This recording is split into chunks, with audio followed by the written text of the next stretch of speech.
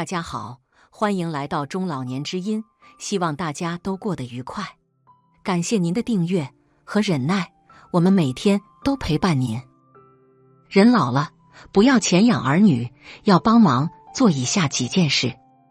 古人说，儿孙自有儿孙福，莫给儿孙做牛马。人老了，儿女长大了，就不要瞎操心了，让儿女独自去飞，多赚钱，老人才能有依靠。道理大家都懂，但是做不到。大部分的老人都是操心的命，把一辈子的积蓄给了儿女，希望扶一把，帮忙带孙子，希望能够减轻儿女的负担。现实生活中，很多老人并不富有，靠金钱来帮助儿女，无能为力。一些老人自己没有退休金，也没有像样的房子。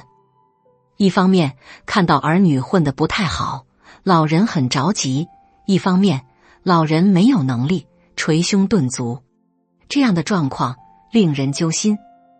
作为老人，如果你有心帮助儿女，不要一直花钱，而是要用巧劲，用感情。当你穷困时，学会以下几种帮忙的方法就对了。第一，帮儿女做团圆饭，家庭更温暖。在传统的习俗里，最重要的一顿饭就是团圆饭。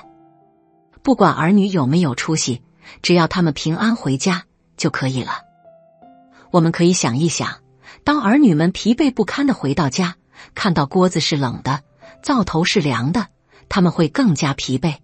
因此，老人要积极准备热腾腾的饭菜，给儿女一种宾至如归的感觉。你很穷，但是做一顿饭的钱还是有的。如果你勤快一些，还能做出一些家乡味，勾起大家的回忆。比方说，广东人喜欢白切鸡、蒸鱼，重庆人喜欢烧白，江苏人喜欢红烧狮子头。这些菜都寓意着美好，体现了地方特色。家人围桌，灯火可亲，热气蒸腾，这不仅仅是一顿饭，还是一股积极向上的力量。我的一个朋友过年的时候回到家，没有看到父亲。母亲说，你老爹啊，去田里摸螺丝去了。朋友喜欢吃螺丝，但是这么冷的天，父亲如何受得了？当父亲捧着螺丝回家的时候，他泪流满面。让儿女的心变得温暖了，这个忙就算帮对了。第二，帮儿女守护老屋，留住家乡的情怀。孝心无价里写道，父母在人生尚有来处，父母去人生只剩归途。不管走多远，父母在的地方就是归宿。我们常常这样感悟。可是你有没有反过来思考，作为父母应该如何给儿女建造归宿呢？在有生之年，应该竭尽所能守护好老屋，并且把门打开，随时欢迎儿女们来住几天。你没有办法在老家建小洋楼，但是你可以把老屋修整一番，在门口种花，屋后种菜，还能做出好看的篱笆，把房间打扫干净。很喜欢这样一句话，什么是乡愁？乡愁就是母亲站在门口的那一声呼唤，就是父亲赶着牛走进了水田。当儿女们带着乡愁去远方的时候，他们不会慌乱，因为家乡就是他们的依靠，父母就是他们的牵挂。老人守住了老屋，管好了自己，健健康康的活着，就是对儿女最真实的帮助。第三，帮儿女励志创业，提供人生的经验。香港作家梁凤仪在文章中有这样的描述，父亲梁卓年轻的时候是一个富人，后来家道中落，把房子卖了，住在廉租屋里。他很讨厌贴上穷人的标签，因此常常闹情绪，不愿意回家。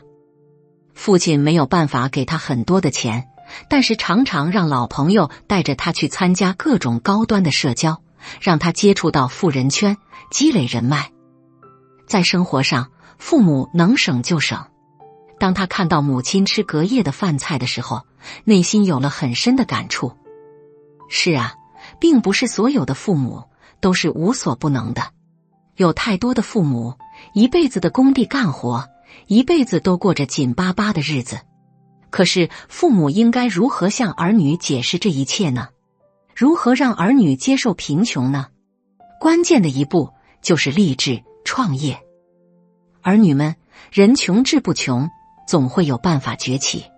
因而父母不要总是哭哭啼啼，在儿女面前诉苦，要做出坚强的样子，要说鼓励的话。当儿女开始创业的时候，父母要去帮忙做点什么，哪怕是干一些力气活，也是很可贵的。父母把经验总结好，及时提醒儿女，纠正儿女的错误，是更加可贵的。人老了，是年纪大了，体力不够好了，但是智慧却更多了。一心一意推着儿女前行，比给钱更加有用。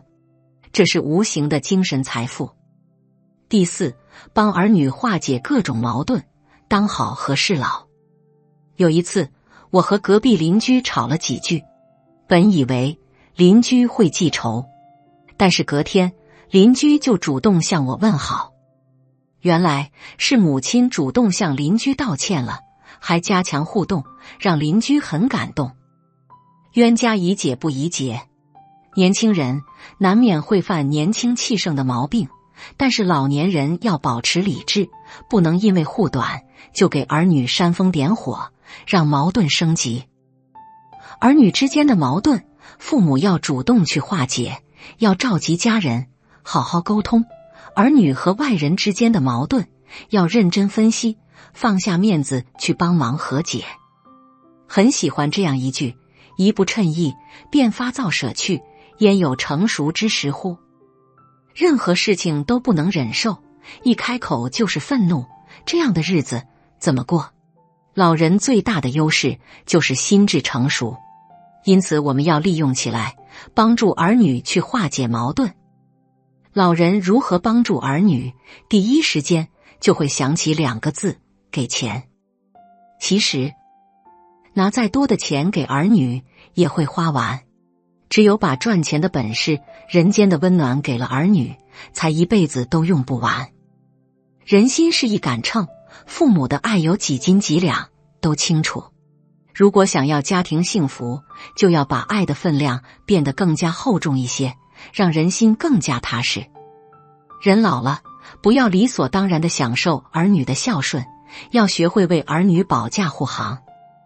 当然，忙要帮到点子，退休后拥有这3个条件，才能真正安心养老。我70年的54岁，退休3年多，涨了3次退休金，够吃够喝，很知足。有人曾说，退休就是一个人的功成身退，回归家庭，真正活自己。对于我这个平凡人来说，这4个字有点高，退休是我开启新赛道而已。有人说，退休就该躺平，安静地享受退休生活，有钱多花，没钱不花。父亲也曾劝我，让我不要再去挣钱，保护我的眼睛，保养好我的身体。我知道，这是父亲对我的爱，也是对我的呵护。在我看来，50岁退休是一种福气，更是一种运气。没有职场里的压力，但生活上的压力一点也没有减少。我家老伴还有5年退休，我家女儿虽年过30岁，但还未成家立业，在追梦的路上。昨天跟老伴去北郊的保定堰玩了一圈，回来感觉浑身骨头架子都散了，真的是老了。女儿还在外地追逐梦想，虽然她能够自食其力，养活自己，但总感觉没成家就是孩子。我的内心还有一种要为她做好后盾的想法，不论我能够挣到多少钱，至少在她需要我时，我能帮助到她。至于退休就是功成身退，我觉得需要降低很多条件。如果我们普通百姓能够拥有以下这3个条件，我觉得就可以安心的退休养老了。1. 找到属于自己的生活，拥有自己的兴趣爱好。杨绛曾说，生活就是自己给自己找点乐子，自娱自乐，乐在其中。在我看来，退休后能找到属于自己的乐趣，并沉醉其中，便是最好余生。生活里的女人，前半生辛苦生活，对得起所有人，唯独对不起自己。年轻时，为了子女，为了父母，照顾身边老伴，既要挣钱养家，还要扮演好各类角色。退休走在老去的路上，实在是该为自己而活，为自己培养些爱好，做喜欢的事，不忘初心，在老去的路上追逐曾经的梦想。年轻时，我最喜欢看小说和微型小说，畅想自己若能写出来该有多好。退休后，我找到了组织，跟随汤小小老师，在自媒体写作营里，与志趣相投的小伙伴，在共同的爱好里逐梦。每天的日子过得精彩又充实，不仅能够找到心中的爱好，还能实现退而不休的快乐。拥有几个知心好友，偶尔小聚，亲自下厨，做几道拿手美食，谈天说地，追忆似水流年。寻几个诗与远方，来一场踏足远游，看大川江河，品尝美味佳肴，洗涤疲惫身心。退休后，找到属于自己的生活，拥有喜欢的爱好，闲暇时光里充实生活，愉悦身心。2. 有住房，有稳定收入，衣食无忧，身心健康。每每看到网络里有人诉说自己为了子女的生活，退休卖了自己的房子，给子女置换大房子，或买更好的车，我就感慨，打拼大半辈子，连个遮风挡雨的住所都没有。虽然跟随子女居住，总有一种寄人篱下的感觉。还有些老人退休后帮扶子女带娃，拿出积蓄和退休金，在子女家出钱出力，最终还是会被子女嫌弃，不过是老人自己觉得付出多些，会得到养儿防老的福气。在我看来，退休后我们有房有稳定收入，就已经有福气了。衣食无忧，打理好自己的身心健康，满足日常生活，做自己想做的事情，不必为金钱奔波劳累，这样才是真正的晚年福气。退休后，每月有退休金，老伴也把工作交给我，但我依然过着节俭生活。经常会被熟悉的人说是老抠门，钻钱眼里，以及挣钱不花死了白搭。但我还是觉得衣着不需要奢华，整洁干净舒服就好。吃饭不用大鱼大肉，营养丰富，吃出仪式感，贺诗与远方就很美。住房不必太大，房间里有笑声，有夫妻相伴相随的感情就是福。退休后有房居住，有退休金的收入，还有些税后收入的补充，晚年足矣。3. 子女独立不啃老，无论是否结婚，都能养活自己。退休后，最牵挂的还是子女的成家立业。儿女尚未成家，终究是我们心头的一份牵挂，也是压在心头不能言说的石头。人到一定年岁，子女能够独立生活，不啃老，就是我们做老人的福气。子女不论能力大小，只要能够养活自己，自食其力，我们就很满足，也很欣慰。人老了，子女成家后，我们自己手里还有积蓄，也是我们的福气。在老去的路上，不要做伸手党，也不做宠溺子女的老人。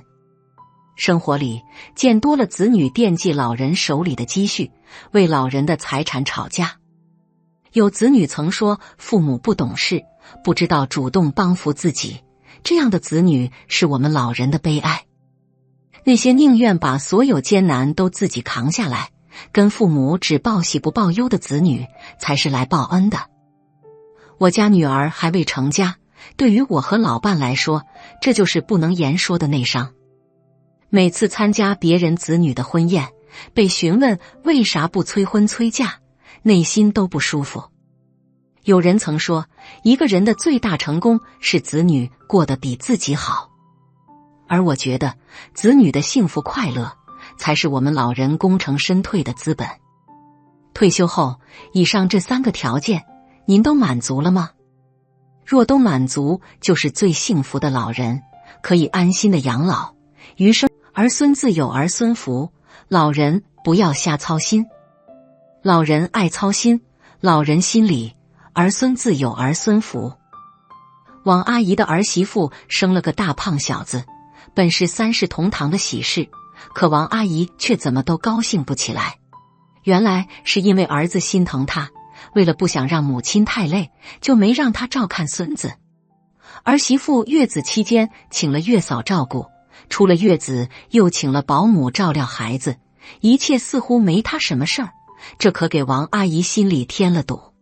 她和老伴儿退休后就开始盼啊盼，时刻准备为孙子服务，可现在儿子好像并不买账，不仅什么也不让她和老伴儿插手，而且和孙子相关的事情也从来不说，儿子一家的生活就好像和他没什么关系。我都操心操惯了，哪能说改就改，这是很多老人常挂在嘴边的话。如今和王阿姨家情况类似的家庭不在少数，子女到了适婚年龄，老人急得睡不着，忧心忡忡地当起了催婚族。孙辈出生了，老人忙前忙后，争着帮忙照看。孩子一家出去玩，老人的电话紧追着到哪儿了，注意安全。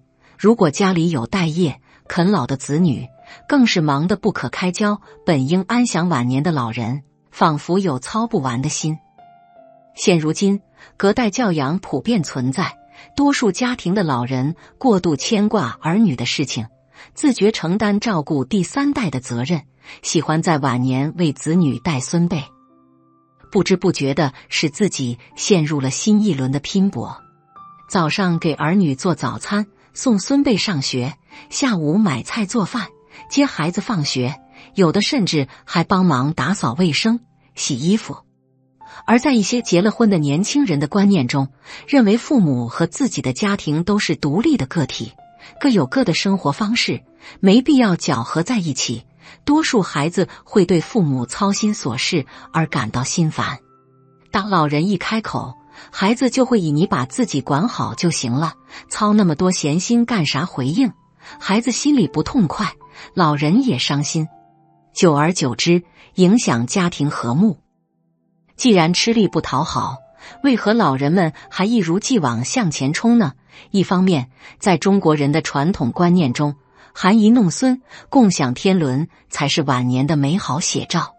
同时，有些老人思想观念陈旧，总认为孩子没有长大，独立性不够，会吃亏等，做不到放手。另一方面，目前4+2+1的家庭越来越多，很多年轻父母世上有老，下有小，忙于工作，无法分身照顾家庭和孩子，老人们看着心疼，只得继续履职，给子女创造一个相对轻松的工作生活环境，让他们没有后顾之忧。其实，老人要明白儿孙自有儿孙福的道理，应在心理上慢慢说服自己，进行适当调节。孩子成人后不愿和父母同住，或是不想让父母隔代教育自己的孩子时，老人们可以试着放权。这不仅是给子女当爸妈创造锻炼机会，还能避免生活矛盾。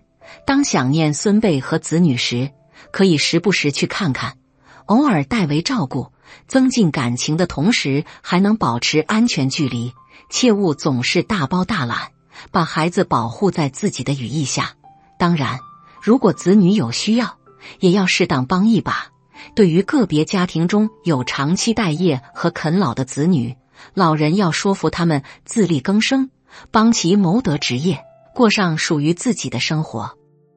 当儿女成家立业后，老人可以回归自己的家庭，多结交朋友，与另一半出去旅游，不过多干涉子女的家庭。当然，适当的亲情交流还是必要的。身为儿女，也应该尽自己的力量，不使父母65岁老人去儿子家住了3天，回来后感叹儿孙自有儿孙福。古人云，儿孙自有儿孙福，莫与儿孙作远忧。这句古训所表达的意思是说，后人有后人自己的生活，长辈不必为了他们而过于担忧、焦虑。本来这句话是用来劝诫世人不必为了后人之事过多操心，顺其自然，才能过得更加安逸平淡，是一句关于自我调节的话语。与此同时，很多人也理解为后人在独立之后都会有属于他们自己的生活，作为长辈没必要操心的同时，而已不要过多打扰他们。我们小区有位65岁的老人老张，为了看孙子，到儿子家里去住了3天，回来之后闲聊之时感叹，果然是儿孙自有儿孙福啊。一，后人有后人的生活习惯。老张退休以后跟老伴2人单独生活，没有跟后人住在一起。一方面是在多次跟老张聊天的过程中得知，他坚持认为后人是不会喜欢跟老人住一起的。偶尔回来聚一聚，2辈人还很融洽，要是天天住在一起，肯定会闹矛盾。老张是这么说的。另一方面是老张的儿子自打毕业之后就在外地工作生活，后来买房定居，结婚生子都在外地。而老张则更喜欢自己常年生活的故乡，几乎很少会去儿子家。一般逢年过节的时候，老张儿子一家人都会回来探望他们，但这次国庆中秋说是要加班，所以没回来。因为特别想念孙子，所以老张便跟老伴儿一起去了趟儿子家。后人有后人的生活习惯，老张感叹说，他们喜欢睡懒觉，我们习惯早起，他们喜欢玩手机，我喜欢下象棋。老张还说，每天早上他们起床做早饭的时候，都是小心翼翼的，就像儿子高3那1年一样。很多时候，老人会觉得后人的生活习惯不好，不是因为有什么科学依据，更多情况下只是因为2辈人的习惯不同罢了。习惯不是1天2天养成的，作为父母长辈，没必要过多干涉后人的生活习惯，否则就很容易因为一些小事情而导致家庭矛盾。见不惯不如不见。老张说，他们有他们的生活，我们只要不给他们添麻烦就好了。2，后人有后人的教育理念。以我对老张的了解来看，他这一辈子最骄傲的事情，可能就是教出了一个品学兼优的儿子。而他的儿子也是老张一大家子里的第1个大学生，虽说不是什么名牌大学，但也还算不错。因此他自认为自己对孩子的教育方式、教育理念是很不错的。然而这次去儿子家却让他感到很无奈。在老张待的3天里，他实际上跟孙子的接触时间并不多，只有每天早上和晚上才能享受所谓的天伦之乐。因为白天时间里，孙子要去参加各种各样的兴趣班学习，哪怕是中秋节当天也不例外。现在的孩子比拼的不再是成绩分数，这一点是很好的。老张感叹，只不过大家都在比才艺了。在老张的概念里，甚至包括在我上学那会儿，都认为一体生都是因为成绩不太好才报的。不管是学校还是同学之间，好像谁没能报几个兴趣班，就很难融入到群体之中一样。虽然老张并不认同这种教育理念，但他也无法干涉后人的教育。因为他很无奈地说了这样一句话，不能因为我的干涉，让后人恨我一辈子。我也不敢说自己的教育理念就是真的好。时代变了，教育观念自然也会随着改变，但兴趣班到底是不是孩子的兴趣，谁也不知道。哪怕孩子自己，也只能听从父母的安排到处学习，根本不知道这到底是不是自己的兴趣爱好。3，后人有后人的无可奈何。老张的儿子在一家公司任销售经理，除了在工作时间里要忙以外，做过销售的朋友都知道，节假日里也会随时对接客户。但因为公司比较大，工作比较稳定，再加上销售还有提成，收入也还不错，所以老张儿子一直也没有换工作的打算。每天都看着他在忙，几乎没有休息时间。老张心疼地说，可一家人要开销，每个月房贷车贷要还，不努力赚钱，一家人又吃什么喝什么？这个时代的人跟上一辈老人生活的时代其实并没有什么太大的不同，都是在为了生计而奔波劳碌。对于没有什么家庭背景的普通人来说，也只能凭借自己的双手来养活一家人。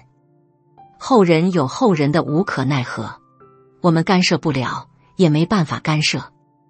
对于后人的生活，老人除了能够给予一些精神上的安慰、生活琐碎方面的帮助外，其他几乎都很无奈。或许就像老张所说的一样，能够尽可能不给子女添麻烦，就算是给他们最大的帮助了。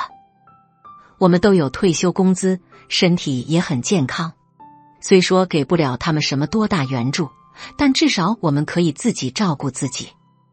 相对来说，老张一家过得还算是比较好的了，而我们身边还有很多比老张一家过得更艰难的。这是生活的无可奈何，也是现实的理所当然。儿孙自有儿孙福，其实不单单是老人宽慰自己的话，更是一种对后人不能提供更多援助的无奈之言。或许如果都像老张一样，好好照顾好自己，不给子女添麻烦，那么这句话才算是真正的成立。否则遇到一些不仅不能给孩子提供帮助，甚至反而给子女找麻烦的老人，那就真的不是儿孙自有儿孙福了。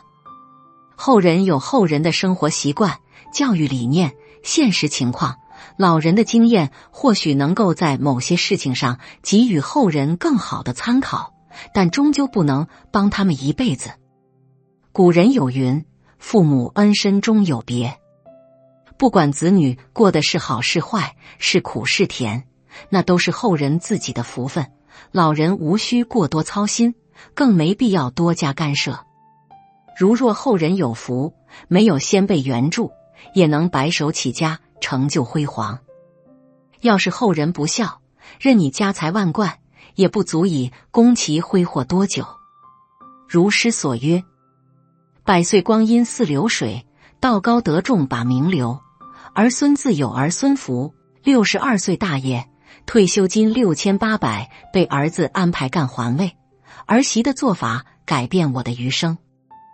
我是刘向阳，今年62岁，退休1年多，退休金每月6800。老伴过世5年，我既没有再婚的想法，也没有搭伙过日子的念头。一个人独居3居室的电梯房，每天沉浸在自己的爱好里，自在悠闲。独生儿子结婚还未有孙辈人，他说自己房贷压力大，给我找份环卫工作。我不想去，只想躺平享受退休的美好生活。儿子说我自私，儿媳的做法改变我的余生。下面是来自刘向阳的讲述，现实又无奈，心酸中有着温暖的亲情陪伴。1. 前半生努力给妻儿创造美好生活，一场疾病，老伴离我而去。我和老伴是外资企业里的技术人员，努力工作，积极上进，只为让老伴和儿子有个好的生活环境。儿子研究生毕业参加工作，老伴却在体检时查出肝癌，不到3个月就撒手人寰。午夜梦回，都是老伴的身影，有我们快乐相伴的游玩，有老伴洗手做羹汤的幸福。梦醒时分，我坐在床上，久久不能平静，想着人生无常，岁月沧桑。老伴跟我半生，没有想到一天的轻浮，就这样去了奈何桥畔。我不知道儿子失去母亲是什么感觉，而我失去老伴却是少了依靠和精神寄托。身边好心人也曾给我介绍老伴，有高知女人，也有普通职员。我只想守着那点回忆，在漫漫余生路上，安度自己一个人的似水流年。二，倾尽半生积蓄为儿子买房结婚，儿子却想让我帮忙还贷。老伴过世3年，儿子结婚，婚房、彩礼以及结婚诸多事宜，忙得我不亦乐乎。儿子结婚也就意味着我将迎来第3代，退休就有事可做，也是生命的延续，家族的传承。为了把儿子的婚事办得大家都满意，我开车带着儿子去了未来亲家那里。单身的亲家母比我想象还要年轻，看上去不到50岁。我们在一顿饭的时光里商议好子女的婚事，彩礼遵循当地的习俗，12万8千现金，其他各项事宜儿媳自己购买，我实报实销。亲家母承诺嫁妆是彩礼的翻倍，婚房的首付2家一起出资购买。即使这样，儿子的婚礼还是让我倾尽半生积蓄，还跟好友借了点外债。然而儿子明知我有些外债，还让我尽量帮他还些房贷，我只能拒绝。退休后，我们单位把公积金一次性发放给我，企业年金分5年发到我的银行卡里。儿子跟我商议，让我用公积金帮他还部分房贷，这样他就可以减轻压力。我直接告诉儿子，我要给自己留下些养老备用金。3，退休后躺平享受生活，儿子给我找环卫工作，还说我自私。儿子对我有意见，第1年春节没有跟我一起度过，而是去亲家那里。他说时代不同，不一定非要在婆家过年，他答应儿媳要去亲家过年。我知道这是儿子心里埋怨我不出钱帮他还房贷的缘故，即使这样，我也接受现实。过年后，儿子再次跟我提起帮他还房贷的事，我跟他义正言辞地说想躺平享受生活。没过几天，儿子回来兴奋地告诉我，他帮我找到一份环卫的工作，每天骑着环卫小黄车，在固定的工作地方捡拾垃圾，工作不累，每月2000多，还有餐补。看着儿子不知道该说他啥，我每天有自己的时间安排，晨起去打太极拳，上午写字，午休后喝茶，傍晚下楼散步，晚上追剧。我的生活充实又饱满，我不想去干环卫，既有我对这个工作的看法，又有我对儿子的意见。儿子看我不愿意去工作，说我是自私的家长，别人家的父母不仅帮忙还房贷，还主动承担子女小家庭里的生活开支。他说我一个人根本花不完退休金，存银行还不如帮他还房贷，这样儿媳也会高兴，对我的晚年也是未雨绸缪的好事。4，儿媳怀孕让亲家母来照顾，并邀请我去他们家里吃饭。儿子生气走了，没多久告诉我儿媳怀孕了，让我多分担些压力。儿媳却给我打电话，让我没事去他们家吃饭，说亲家母退休，来这里照顾她。还说亲家母的厨艺特别好，让我过去大家在一起吃饭，不仅让我减少孤独，还能散散心。儿媳让我别把儿子的话放心上，他们有能力还房贷，儿子怕我独处久了，对身体不好。我第一次开车去儿子家，买了一些家里常用的东西，总不能空手去吃饭吧。儿媳请我给亲家母做向导，清闲时开车带亲家母在我们这里转转，熟悉一下环境。我每次从儿子家回去，亲家母都会给带些做好的硬菜，让我自己热了吃。有了亲家母这个任务，我开始给自己的生活做规划，今天去哪里，明天再去哪里。时间长了，我反而有了感觉，认为老了，身边有个伴也很好。我猜想，也许这就是儿媳的用意，想让我和单身亲家母走到一起。这样，我和亲家母就可以一起帮他们带娃，他们也能安心的挣钱生活。儿媳生孙子后去的月子中心，费用是亲家母出的，我给3万的奖励红包。这次儿子笑了，说我对孙子好，也大方。儿子还说，他之所以给我找活干，让我帮忙还房贷，怕我退休后谈恋爱，把钱给别人花了。我觉得还是儿媳有心，把我们2个老人往一起凑，既不损失啥，还有助于家庭和睦。虽然我和亲家母之间没有明说，但我们现在有了默契，他负责带娃，我负责采购。周末儿子儿媳带娃，我们开车在周边游玩，让我感受到不一样的退休生活。至于我和亲家母之间谁出钱买单，大多数是我主动，亲家母主动给我买衣服和生活必备品。我现在觉得还是儿媳好，改变我想孤独终老的想法，给我找了一个很好的陪伴，改变了我的余生，让我真。老伴大病痊愈后，把给侄子的房收回，靠谁也不如靠自己亲生的。老伴住院2个多月的院，出院后第一件事就是跑到他侄子家，要他们搬出去，房子他要卖了。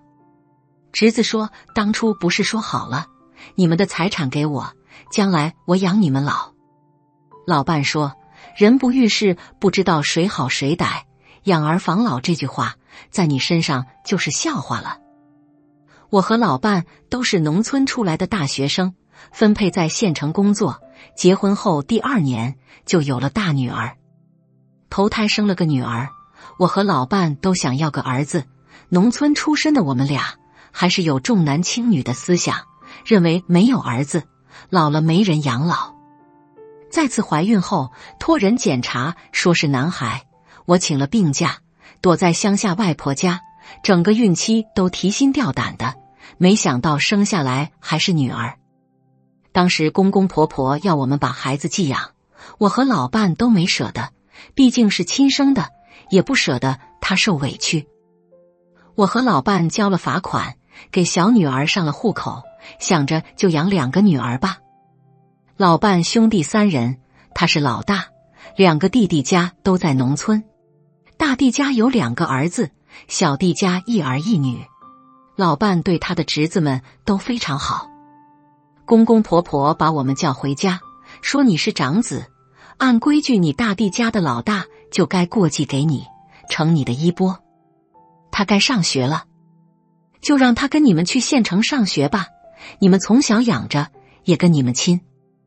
那时我大女儿10岁，小女儿7岁，2个女儿被老伴教的，对弟弟很好，什么都让着他。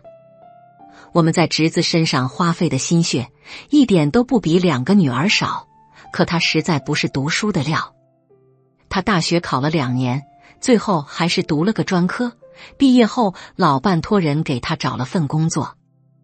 我2个女儿都很争气，大女儿大学毕业当了老师，小女儿学的会计专业，考进了市里的税务局。因为这个，我们回老家时，老伴的弟弟弟媳常说我们对侄子没上心，不然他儿子怎么没上大学。后来侄子有了女朋友，让我们给他准备房子结婚。我和老伴虽然是双职工，但养大3个孩子，手里也没有多少钱。当时他们要求彩礼18万，我们本地的彩礼比别的地方都重。我们当时想让他亲父母拿一部分钱，他们拒绝了，说既然过继给你们，就是你们的责任。我们有2套房，一套是单位分得的福利房，130平，一套是后来买的商品房，149平。拿了彩礼后，新房子我们就买不起了。老伴说就把那套商品房给他做婚房，我们搬回老房子住。房子是我和老伴的名字。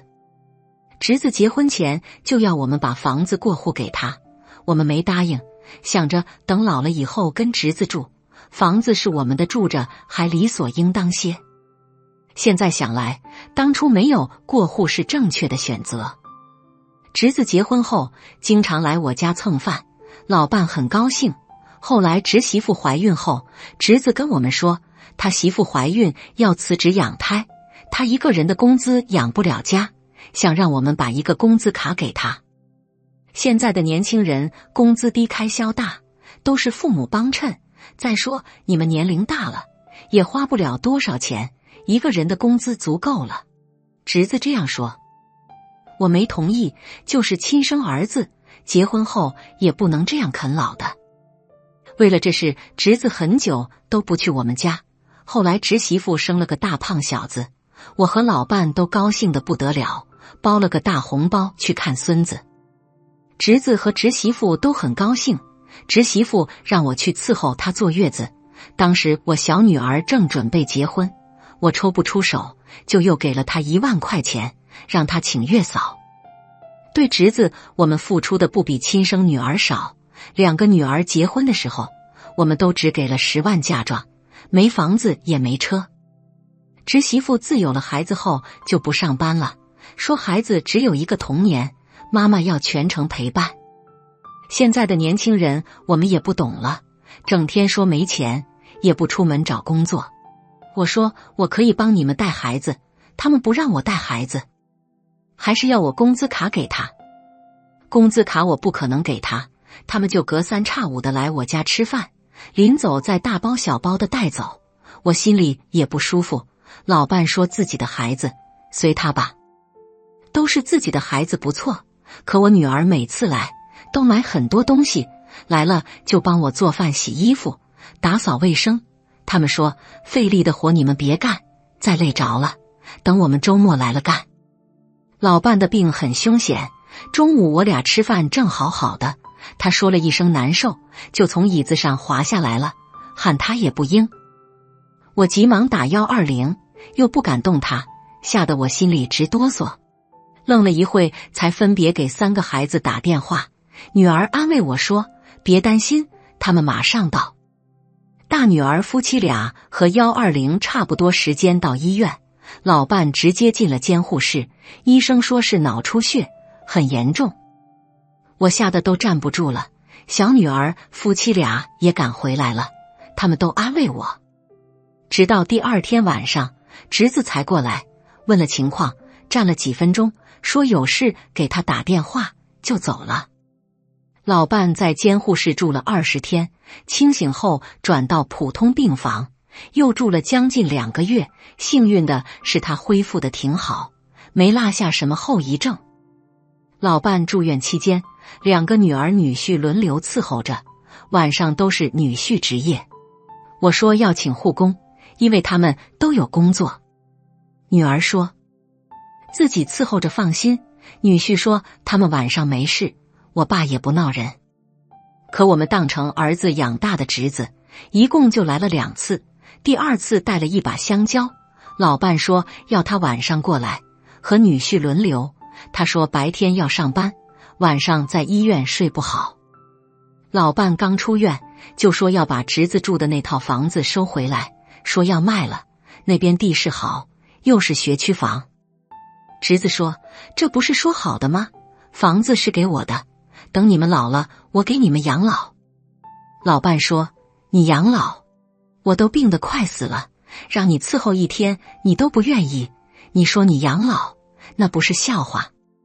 侄媳妇说你们有女儿，别说是侄子了，就是亲生儿子，有女儿也不用劳碌儿子。你生病住院，有女儿伺候就行了。老伴说是啊，我生病有女儿伺候，老了也有女儿照顾，我要儿子做什么？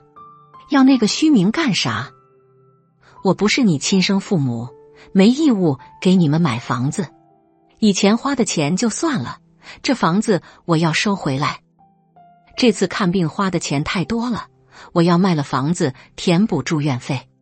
你们要么出钱把房子买下来，要么搬出去住，我去另找买家。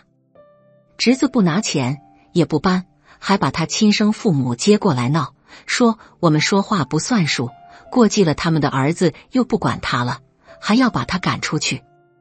老伴说他从6岁我就开始养他，供他读书，给他找工作，拿彩礼，买车，买房子，结婚，现在孩子都上学了，还经常上门要这要那。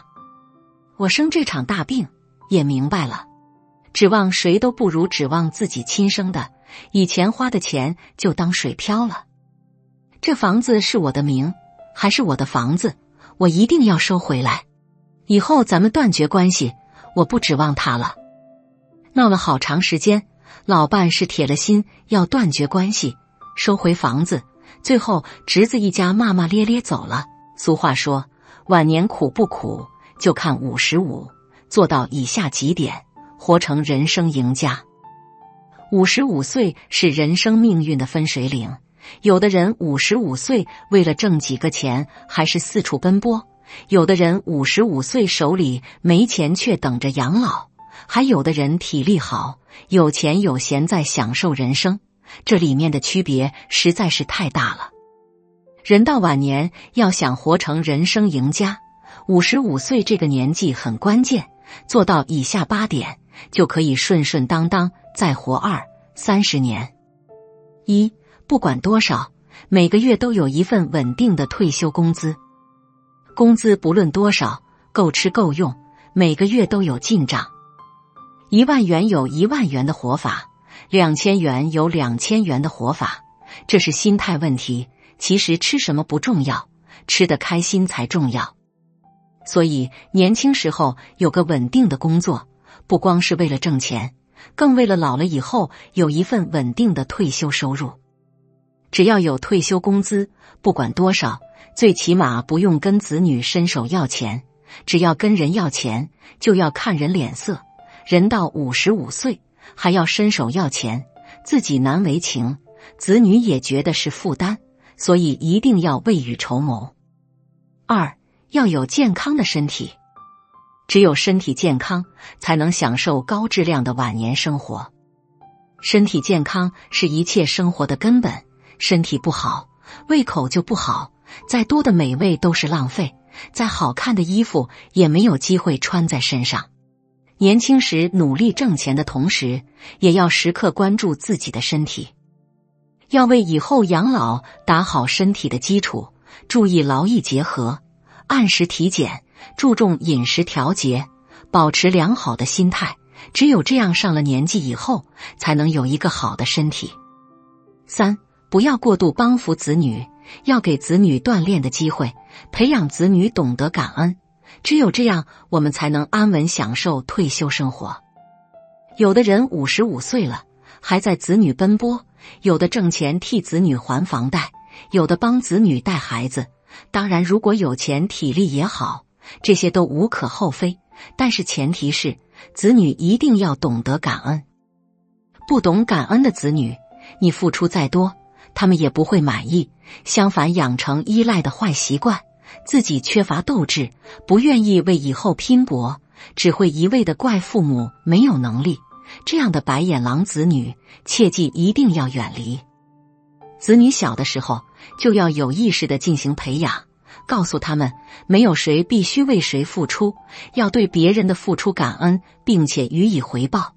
子女释放出孝顺，我们也要笑着接纳，不要觉得不好意思。你这次拒绝了子女的孝顺，下次他们就会觉得你并不需要。人到55岁还在奔波，大多都是被子女给拖累的。好的子女从来都不是父母的拖累，2代人甚至3代人互相扶持，互相理解，互相鼓励，才能使家族兴旺。4. 注重跟伴侣之间的感情。所谓执子之手，与子偕老，可许多中年夫妻走着走着就散了。夫妻还是原配的好，2个人从年轻时一起建立家庭，彼此之间相互信任，又有了共同的子女，这种感情是无法替代的，所以要珍惜这种缘分。人到了55岁，身体各项机能都在下降，身边人贴不贴心显得尤为重要。大多恩爱夫妻活得也比较长寿，那是因为生活上有人照顾，情感上也有归属感，人的幸福感上升，自然身心愉悦，得病的几率就少。所以一定要珍惜身边人，朋友再好，不会一直陪着你；子女再孝顺，他们也有自己的家庭与工作，只有身边的这个人会一直守着你，无微不至地陪伴你，照顾你。5. 双方老人身体健康，作为子女最幸福。55岁的人，父母大多已经80岁，这时候如果老人的身体好，那么负担就轻，反之这以后的日子只会越来越辛苦。80多岁的老人，生活如果可以自理，那已经是最好的状态。有的老人中风瘫痪，吃饭穿衣大小便都要靠子女，甚至有的老人得了老年痴呆症，这种日子真是苦不堪言。人到了55岁，如果不需要吃这种苦，就是最幸运的了。6. 关注内心，找到一个适合自己的兴趣。人不光要追求物质生活，更要有丰富的精神生活。有一个好的兴趣很重要，一个人如果没有任何兴趣，会活得很空洞，大把的时间不知道怎么过，内心不丰富，人会觉得虚度每一天，幸福感自然会降低。7. 调节心态，不要总往人群里钻，与人保持社交距离。高质量的独处一定比低质量社交好。人到了55岁，要活得明白，活得通透。有人的地方就有江湖，人多是非就多。到了这个年纪，不要再图一时热闹，同时要明白，在外面有些话能说，有些话不能说，不要攀比，更不要谈论别人的是非，当心祸从口出，到最后陷入各种困扰。8. 子女再亲，也要与他们保持一定距离。我们每一代人都有各自的活法，这是时代决定的，也是环境决定的。